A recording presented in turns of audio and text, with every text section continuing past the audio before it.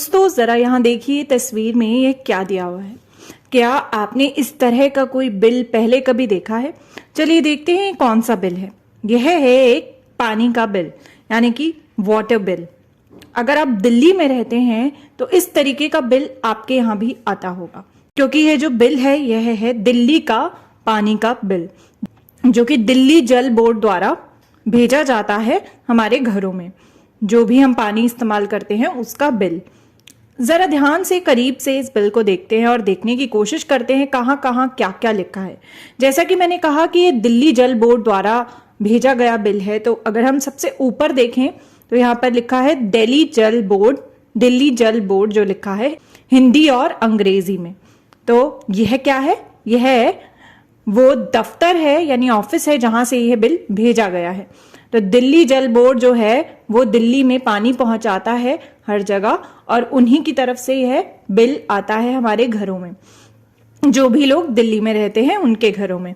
अगर उसके बिल्कुल नीचे हम देखें तो यहाँ लिखा है government of NCT of Delhi.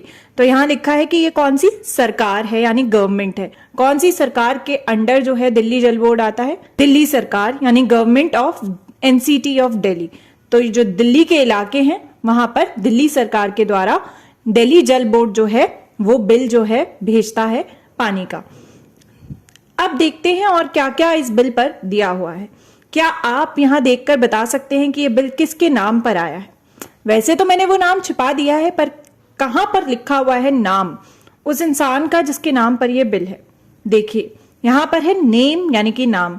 तो जब भी आप बिल देखेंगे दिल्ली जल बोर्ड का, तो आपको इस तरह से ऊपर की ओर नाम मिलेगा, नेम मिलेगा, जिस भी इंसान के नाम पर यह बिल बना है। आप कहीं पर भी रहते हो और अगर आपके घर बिल आता है तो आपके बिल पर जरूर मेंशन होगा कि वो बिल कौन से ऑफिस से आया है या कौन सी सरकार से और किसके नाम वो बिल है। तो हमने यहाँ पर देखा कि किसके नाम बिल है, यानी in whose name is the bill. उसके अलावा यदि आप यहाँ देखें तो यहाँ पर क्या लिखा है? डेज, यानी कि दिन। तो यह कितने दिन का बिल है वो भी यहाँ पर लिखा हुआ है, दिन यानी कि डेज। और कितने दिन का है ये बिल? 53 दिन, यानी 53 डेज का यह बिल है। और कितना पैसा है इस बिल का, यानी कितने पैसे देने होंगे? यदि हम ऊपर देखें तो दो जगह पर पैसे लिखे हैं। यहां पर अगर हम देखेंगे तो यहाँ लिखा है बिल अमाउंट, बिल राशि रुपए में, जो कि है 56 रुपए। तो यह है पैसे, यानी कि मनी। तो इतना पैसा जो है वो देना है। लेकिन अगर डेट निकल गई बिल भरने की तो तब कितना देना होगा? इसके नीचे ही दिया हुआ है, दे तिथि के बाद दिए राशि जो होगी वो होगी कितनी?